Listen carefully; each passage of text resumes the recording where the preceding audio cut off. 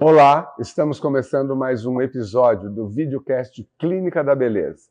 Eu sou o dermatologista Otávio Macedo, aqui de São Paulo, e nessa temporada converso com meus amigos, parceiros e profissionais sobre bem-estar, saúde mental, tendências da medicina e, claro, beleza. Hoje convidamos a psiquiatra doutora Yala Azevedo Prandi, uma colega e amiga querida. Yara, é muito bom ter você aqui com a gente. Eu estou feliz também pelo convite. Obrigada. Yara, como é que foi sua formação na medicina? Você já sabia que ia fazer psiquiatria? Não, eu fiz a faculdade e no 5º ano eu tive minha primeira filha.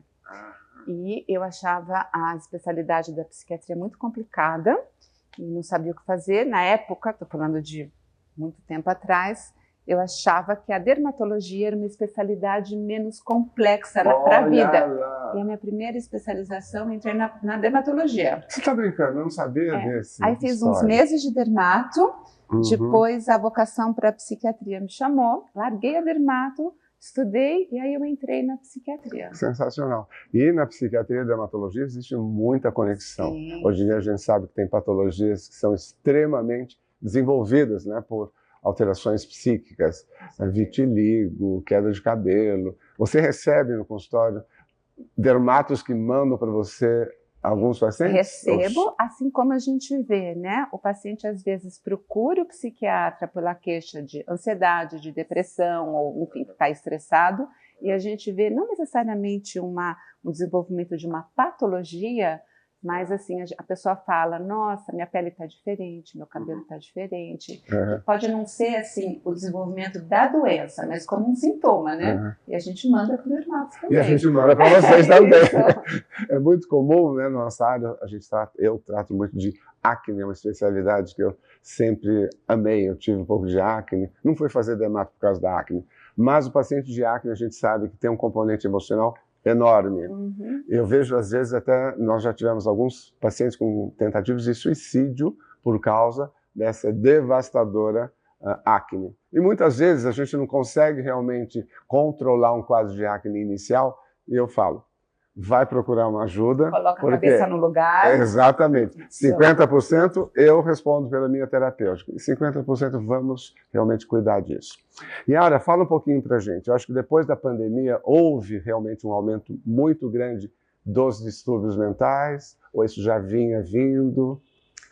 Teve um aumento de prevalência de ansiedade e depressão na pandemia. Os estudos mostraram aquilo que a gente chamava da terceira onda, né? Quer dizer, veio a Covid, depois veio a questão da economia, a ansiedade social, a quarentena, e aí chegou a terceira onda, que foram os aumentos de casos de depressão e ansiedade. Mas o que eu penso é que também, por conta disso, a gente começou a falar mais de psiquiatria, e falar mais de psiquiatria não baixou.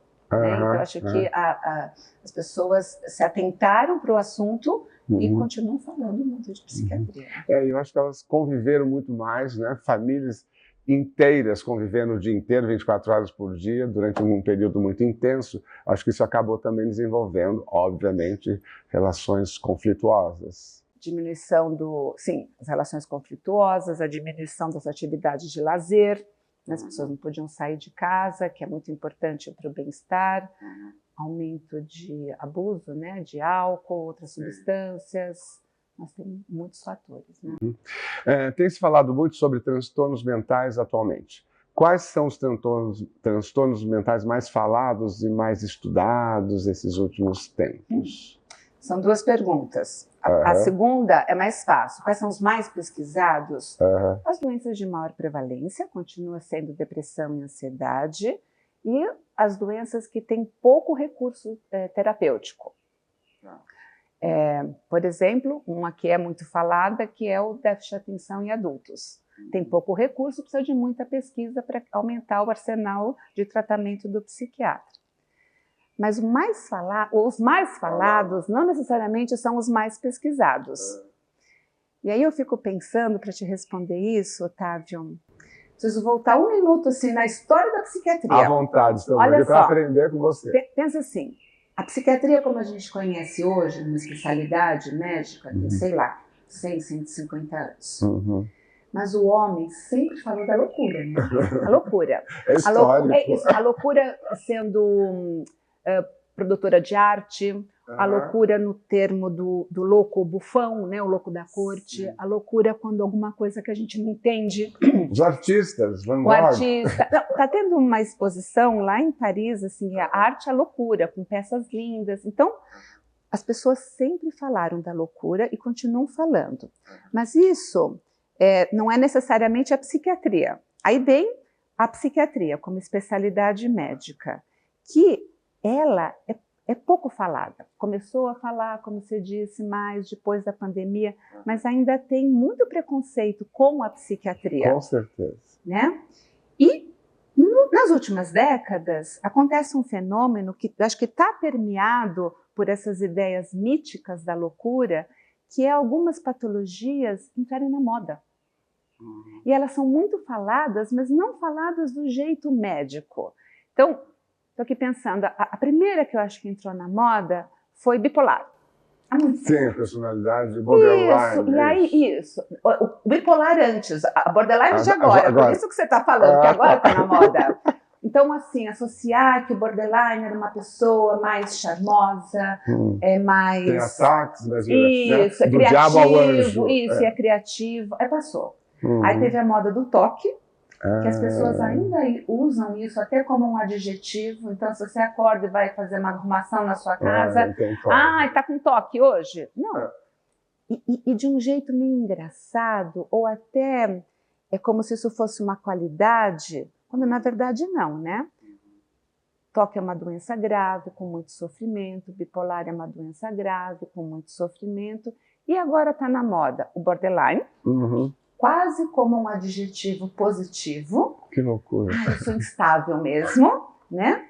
Tem um adjetivo negativo que está na moda, que é o narcisista. Né? Então, toda vez que uma mãe é ruim com alguém, deve ser narcisista. E super na moda, o déficit de atenção e o espectro autista, que todo mundo fala, mas que não representa exatamente aquilo que a psiquiatria fala e pesquisa. Como eu falei, está muito permeado por essa história da loucura. Você falou narcisista. É o comportamento narcisista abusivo. Eu também tinha uma certa dificuldade de entender. Eu achava que narcisista era aquele que gostava de aparecer. E, na verdade, não. Né? O comportamento, o relacionamento narcisista abusivo é aquele que, né, mexe muito com o companheiro, com a companheira. Então, porque aí as pessoas pegam um termo técnico, né, narcisismo. Assim como se você trouxesse da dermatologia definição de pústula, sei lá. Então, é um termo técnico médico. Tem um narcisismo saudável, todos nós temos um narcisismo saudável. Tem a ver com amor próprio, com autocuidado, isso é bom. E tem o patológico, quando aquilo passa do normal, é uma questão de graduação. Até que se fala num transtorno de personalidade narcisista, que é uma pessoa que funciona de um jeito específico e patológico. Então a pessoa ela se dá muito valor, um valor que não corresponde com a realidade, ela humilha o outro, ela abusa do outro. Tenta pôr sob controle. Ela espera que os outros façam deem uma atenção e um valor, e quando as pessoas não dão, elas reagem de uma maneira agressiva. Então, isso é um transtorno psiquiátrico, é uma patologia, transtorno de personalidade narcisista. Só que aí, o que as pessoas falam? Pegam esse conceito e adaptam de um jeito impreciso, e tudo que, assim, se eu não concordo com você fica brava, ai, que narcisista. E fica usando como um adjetivo leigo, que se distancia da psiquiatria e volta mais nessa história da loucura. E aí, tendo o diagnóstico narcisista abusivo, o que a psiquiatria auxilia? Medica, não medica, vai para terapia? Esse é o transtorno. Os transtornos de personalidade, no geral, eles são patologias de difícil tratamento. Quanto mais difícil a pessoa, menos ela aceita que tem um transtorno e que precisa se tratar. Né? Então tem um conceito na psiquiatria que a gente fala da cura possível. Quanto que uma pessoa consegue melhorar naquilo que é a estrutura da personalidade dela. Uhum. E os narcisistas, você pensou a dedo, né? Os narcisistas, especialmente, muito raramente aceitam se tratar. Com certeza. Então, vai para o tratamento, quem se relaciona, voluntário ou involuntariamente, pode ser seu irmão, quando é um namorado, a gente tem que lembrar que é uma relação voluntária, né? Ou você sai disso. Exatamente. Ou você tenta, dentro dos limites, estabelecer, enfim, qual a relação possível. Ou a pessoa com um transtorno narcisista não procura ajuda e, se procura, fica pouco tempo, tem pouca aderência ao tratamento. Sim. E é interessante que se submete a um relacionamento desse, né? Anos e anos e anos, mulheres, por exemplo, casamentos falidos, com esse tipo de relacionamento, e vai aguentando tudo isso, né? Só falta falar, ele só não me batia, né? É o limite disso tudo. E quando a gente fala em transtorno de personalidade, também tem essa especificidade no diagnóstico psiquiátrico, porque a psiquiatria, ela trata como se fosse das condições da pessoa. Então, uma pessoa nasce com inteligência normal ou ela nasce, por exemplo, com retardo mental. Isso é uma condição. Depois a psiquiatria trata da estrutura das personalidades, né? Nesse espectro de uma personalidade super saudável, pessoas um pouco mais complicadas e pessoas que configuram um diagnóstico, transtorno de personalidade, histriônica, narcisista, insegura. E a gente também trata de uma terceira matéria, que são as doenças mesmo. Bipolar, toque, pânico, esquizofrenia, as dependências. E uma pessoa pode ter um diagnóstico nos 3 níveis. Olha só. Porque você pode ter um transtorno de personalidade ansioso, isso é um diagnóstico. Você pode ter pânico ou não. Você pode ter depressão ou não. Você pode ter depressão e ter uma personalidade saudável, ou ter um transtorno de personalidade. E aí isso vai somando e fazendo uma intersecção na leitura. Complexo, um pouco as camadas da pele, né? As camadas da alma. Sensacional, olha só, que incrível isso. E os medicamentos evoluíram muito, não? Eu lembro que na faculdade, quarto, quinto ano, a gente tinha psiquiatria, eu cheguei a dar alguns plantões. E era assustador, né? Os pacientes eram impregnados. Eu lembro de Aldol, que as pessoas ficavam, né? Inclusive, algumas coisas que as pessoas associam à loucura. Então, por exemplo, o Aldol. O Aldol é uma medicação que tem muito efeito colateral. Um deles é de aumentar a salivação e deixar a pessoa um pouco dura.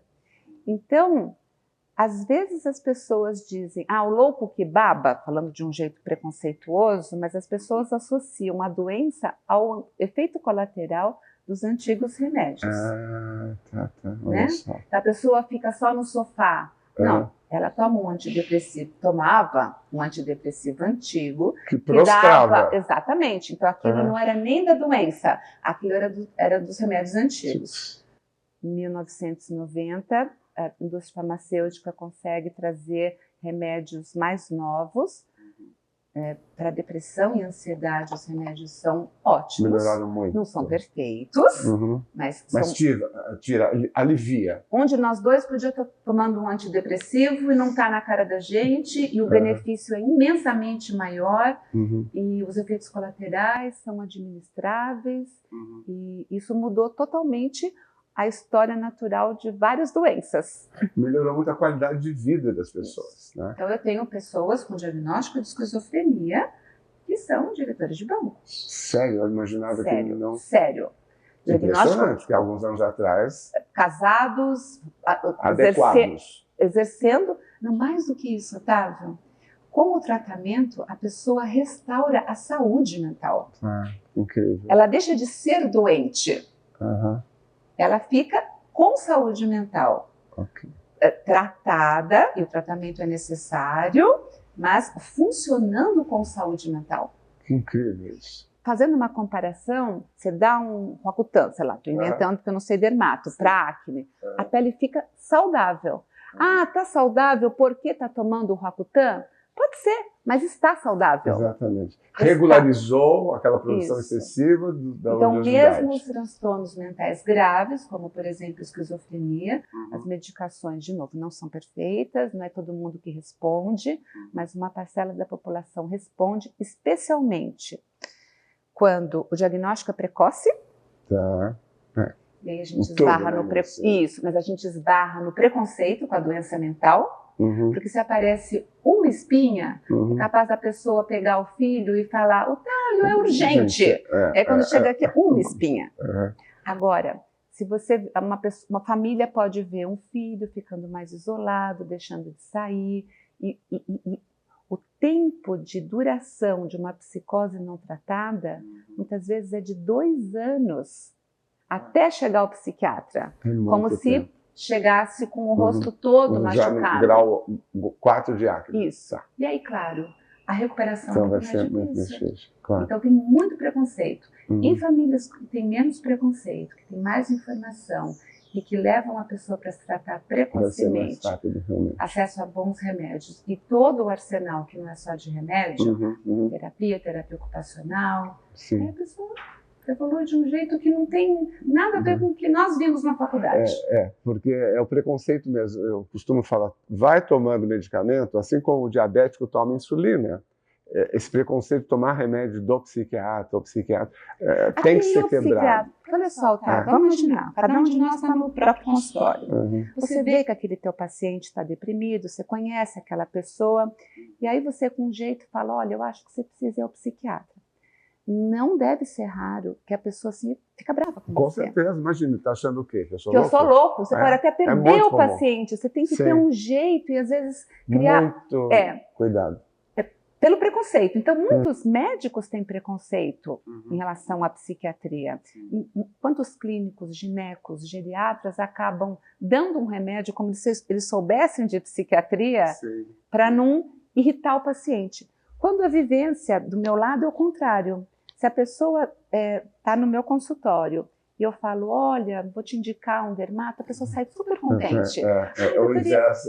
Então, indicar um dermato, indicar um bom clínico, as pessoas saem do meu consultório contentes. Entram no meu... Doutora Otávio me mandou aqui. Com certeza, esse comportamento é real. Tem muito preconceito. Se as pessoas entendessem que é uma questão, né, de... Uma vez me falaram, noradrenalina, você precisa nivelar esses neuro. É só isso. Não é um remédio para louco. A psiquiatria é uma especialidade médica muito mais parecida com todas as outras do que as pessoas. Por isso que eu contei um pouco da história, da loucura. Isso não está no passado. Então é isso, tem um distúrbio químico, tem a ver com a biografia da pessoa, a gente vai mexer na terapia, como qualquer doença. Né? Então, assim... Vamos pegar uma outra especialidade, uma crise de asma. Claro que ela tem a ver com como foi a infância da pessoa, o estressor, mas verdadeiramente tem lá um brônquio com vasoconstricção, no primeiro momento tem que dar um vasodilatador. Uma crise de pânico também é assim. Com certeza. Claro que tem as diferenças, mas o espaço de intersecção é grande e as pessoas demoram. Muitas vezes no meu consultório eu tenho que ficar fazendo psicoeducação, que a gente chama. Imagino explicando. Mesmo o remédio, se a pessoa vem no teu consultório e você avalia que é uma patologia que tem remédio, a pessoa vai embora contente, não vai? Sim. Até se não tem remédio... É porque é palpável, né? Não. Agora, se tem uma coisa que você fala assim, olha, não tem remédio, a pessoa vai frustrada. Só que a pessoa senta no meu consultório e fala assim, não vai me dar remédio, né, doutora Yara? E eu falo, gente, tomara que você tenha uma coisa que tenha remédio. Com certeza. Tomara, eu não sei o que você tem, você tem que me contar. É incrível isso. E é um preconceito. É um preconceito total. Ou fala, Otávio, eu fui lá na Yara, primeira consulta, ela quis me dar remédio. Mas que bom! Exato, mas a vivência, a recepção afetivamente é diferente. E as pessoas viciadas em bets, pode ser um tipo de transtorno? Com certeza. Joguinhos. Sim. Aposta que envolva dinheiro, né? A gente tem que pensar, o ser humano sempre teve como atividade de lazer O jogo, né? Claro. Sim. Adoro uma tranca domingo à tarde. Isso é lazer. Aí tem um nível que é o jogo com dinheiro, não necessariamente patológico. Você pode ter um grupo... Vai no bingo. Vai no bingo, eu vou ao bingo uma vez por ano. Nós fazíamos direto. Eu vou uma vez por ano. Fechar os bingos. Então eu vou na igreja uma vez por ano. Então assim, o bingo, um jogo por dinheiro que não seja patológico. E tem um jogo patológico, que envolve dinheiro e que tem um comportamento que não tem essa graça que a gente está falando do lazer. É uma doença. Então a pessoa tem uma preocupação excessiva com o jogo, a pessoa não consegue se divertir com outras coisas que não o jogo, ela pode deixar de ir a uma festa para jogar. Criou uma dependência. Uma dependência. Tem um perfil de dependência que é parecido com umas substâncias, que o prazer que a pessoa alcança, às vezes ela precisa aumentar a substância, que é a quantidade de dinheiro, para ter o mesmo prazer. Então, aquela quantidade de dinheiro não é mais suficiente, então ela precisa arriscar mais. O jogo patológico é quando a pessoa joga para recuperar o dinheiro perdido e não mais pelo prazer de jogar, e que causa uma interferência negativa. No trabalho, a pessoa está no trabalho, está jogando. Agora, o nome, né, o bets, tem uma malandragem, Otávio, porque não é a primeira coisa que acontece na psiquiatria que tem o uso do estrangeirismo para ocultar a gravidade da situação. A gente não falou hoje sobre isso, mas assim, que é automutilação. As adolescentes falam, eu faço cutting. Como você fala? Eu faço pilates. Sim. Entendeu? Não, você se automutila. E às vezes quando a gente fala o português claro, a pessoa desaba a chorar. Então as pessoas falam, eu tô nessa da Bets. Aí eu falo, nossa, você tá viciado em jogo? Você tem o transtorno do jogo patológico? Aí a pessoa regala os olhos. Então sim, é um problema que está crescendo, que tem muito marketing para que cresça, porque a questão do jogo poder ser no celular não tem mais essa de nossa, fulano, você está saindo de novo de casa para ir ao cassino. Não, você está jogando dentro da escola, no trabalho. Eu acho que é um problema de saúde pública enorme. Perde o foco, né? E que movimenta uma quantidade de bilhões, né? Esse é o problema.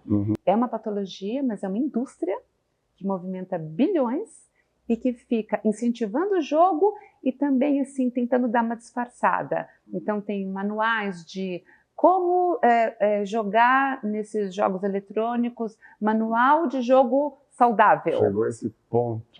Manual de jogo patológico saudável? Ou é patológico é saudável, né? Ok. Vamos falar um pouquinho TDAH, transtorno de hiperatividade da moda. Criança, mas também adultos agora. Sim. Como é que é isso? É recente esse diagnóstico? Não. Desde que existe psiquiatria, existe a patologia, transtorno de déficit de atenção e hiperatividade, que é uma patologia da psiquiatria infantil, é um transtorno do neurodesenvolvimento, ou do psicodesenvolvimento, como se diz também, que começa na infância, e uma patologia que tem vários graus, mas mesmo a leve, que leva a um prejuízo da criança.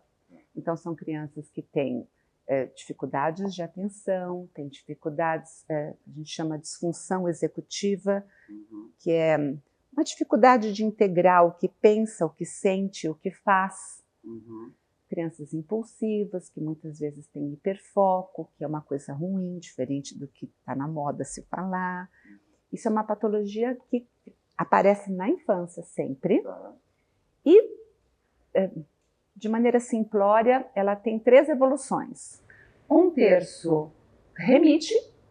Espontaneamente. Com tratamento ou sem, vai embora. 1/3 sem tratamento atenua. A criança é inteligente, ela vai acabando, os pais cuidam da impulsividade, o déficit de atenção é compensado por outras funções cognitivas e atenua, e a pessoa vive muito bem. Somente 1/3 dessas crianças seguem com o diagnóstico de transtornos de déficit de atenção. Quando também não desenvolvem outras patologias. Não é difícil entender. Aquela criança é tão chamada de burra na escola, sendo que ela não é burra, que ela pode desenvolver na adolescência uma depressão. E aí fica uma comorbidade. Então, virou uma bulimia. Isso. Então, isso é déficit de atenção e hiperatividade em criança. Logo, existe adulto que foi uma criança desatenta e que persistiu? Existe. Então, pessoas adultas que, na época que eram crianças, não se falava tanto, não se diagnosticava tanto, e que passou batido e que hoje vai ter o diagnóstico certo. Existe. Tá. Isso é a psiquiatria. Tá. Só que a gente está num tempo que qualquer queixa de atenção, a pessoa, muito estranho, a pessoa quer ter a patologia.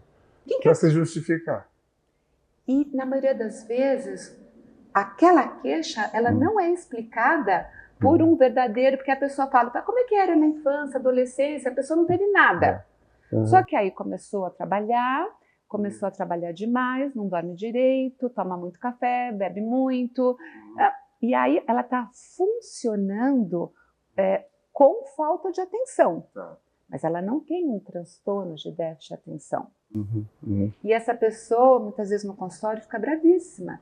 Eu falo, eu entendo que você tem essa queixa. Você não tem, às vezes eu falo, você não tem uma falta de atenção. Você é um ser humano. Nenhum ser humano... Tem um limite. Temos um limite. Nós temos um limite atencional. Temos um limite. Nós não somos seres multitarefas. Você não pode estar trabalhando aqui, vendo Instagram ali, arrumando seu WhatsApp, acolá, pagando uma conta, cuidando do filho. A nossa atenção, ela não dá conta dessa vida que as pessoas querem ter hoje. Não dá. Aí a pessoa falha e ao invés dela falar, opa, quis fazer demais, ela vai no psiquiatra e fala, eu tenho déficit de atenção. Já chega com o diagnóstico. Não, você está... Exato, né? E por que a pessoa chega com o diagnóstico? Porque ela quer um psicoestimulante. Tá. A tal da Ritalina. A tal da Ritalina. Não, mais adulto gosta mais porque Ritalina não dá barato. As pessoas querem o Venvance. Famoso. Que além de dar um up, é um baratinho. Mas ele inicialmente foi utilizado para isso? O Venvance era uma medicação? Remédio, exatamente. Existe um repertório de remédios para as pessoas verdadeiramente com déficit de atenção. Então tem a Ritalina, o Venvance, o Concerta. Mas para tomar de manhã, não ir para balada, não é isso? Para tomar de manhã e para quem tem déficit de atenção. Sim. Não para dar um up. Happy pill. Tá. Né? O que acontece? As pessoas usam para dar um up. A gente toma um cafezinho, né? Toma um, toma 8. O Red Bull. Exatamente, mas toma um, não toma 8 também? Né? Claro. Então, as pessoas começaram a pegar os remédios de déficit de atenção para usar como droga de abuso, no final das contas. Com certeza. Tem uns estudos nos Estados Unidos, eles falam que para cada uma pessoa que está tomando Venvance como droga de abuso, ainda existem 3 pessoas com déficit de atenção não diagnosticadas. Que loucura. Porque também o Venvance acaba sendo um recurso de pessoas mais endinheiradas, Sim, claro, tem acesso, que lógico. consegue sem receita. Como as drogas, né? E aí quando eu falo para o paciente, você não tem déficit de atenção, não tome Venvance, vai causar dependência, a pessoa alavanca comigo e fala, mas eu consigo em qualquer lugar. Hoje em dia a automedicação é comum, receita, tem para um clínico, não para o psiquiatra. Então, assim, quando chega um adulto pensando, eu acho legítimo que a pessoa se questione, será que eu tenho déficit de atenção? Eu digo, procure um médico, faça uma avaliação. A avaliação psiquiátrica para adultos em déficit de atenção, ela tem um bom protocolo. A gente é capaz de dizer, nossa, realmente você tinha déficit de atenção desde a infância, não tratado. Aí a gente trata e a gente melhora muito a vida dessa pessoa. Ou a pessoa tem que aguentar a frustração, que é muito doido isso, de não ter uma patologia psiquiátrica. Nós estamos quase acabando, mas eu não posso deixar de fazer uma pergunta. Eu até te liguei quando aconteceu a situação. Uma mãe tinha um filho que mandou cartas com ideias suicidas para ela. E aí a gente queria ajudar. E aí eu lembro que eu falei para você, liguei para você, falei, você tem alguma medicação, você pode dar alguma medicação para esta situação? E para minha surpresa, eu não sabia que existe um pronto-socorro psiquiátrico. Quer dizer, nessa situação não adianta dar um Rivotril, um frontal, nada disso. Precisa ser atendido como urgência num pronto-socorro psiquiátrico. Para mim foi muito importante. Queria que você falasse um pouquinho sobre isso. Né? Essas situações de emergência leva... Vou repetir isso, assim, quando as pessoas se perdem na psiquiatria, pensa que é asma. É assim, vai para o pronto-socorro. Psiquiatria é uma especialidade médica, não tem nenhum hospital que não tenha o mínimo preparo para receber uma patologia psiquiátrica agudizada, ou numa ideia suicida, ou numa possibilidade de agressividade. Tem alguém quebrando tudo, eu não sei se está intoxicado ou se está doente. Então, leva para o hospital ou procura alguém para atender de maneira imediata. Né? E aí a pessoa, isso é a ponta do iceberg, né? Sim. Então assim, eu quero me matar. 90% das pessoas que têm ideias de suicídio têm uma patologia psiquiátrica. Então essa pessoa precisa ser diagnosticada, ela tem depressão, ela tem dependência de álcool, ela está numa crise de ansiedade, ela tem uma esquizofrenia, e essa patologia vai ser tratada. E aí o sintoma da ideação suicida remite. Aquela ideia não é perdida na cabeça da pessoa. Olha, Yara, muito obrigado. Nós estamos aqui já há um tempão. Teria muito mais perguntas, porque é um assunto fascinante. Eu só posso te agradecer. E a gente vai repetir, porque tem um vasto repertório. Tem várias outras patologias na moda, né, que a gente precisa falar. Vamos marcar. Tá bom, então. Yara, muito obrigado por essa conversa tão esclarecedora. E nós queremos ouvir você que está nos assistindo. Se tiver dúvidas, sugestões, mande mensagem para o nosso Instagram, @Clínica Otávio Macedo, e nos siga no Spotify, no nosso Clínica da Beleza. No YouTube também estamos lá. Muito obrigado e até a próxima.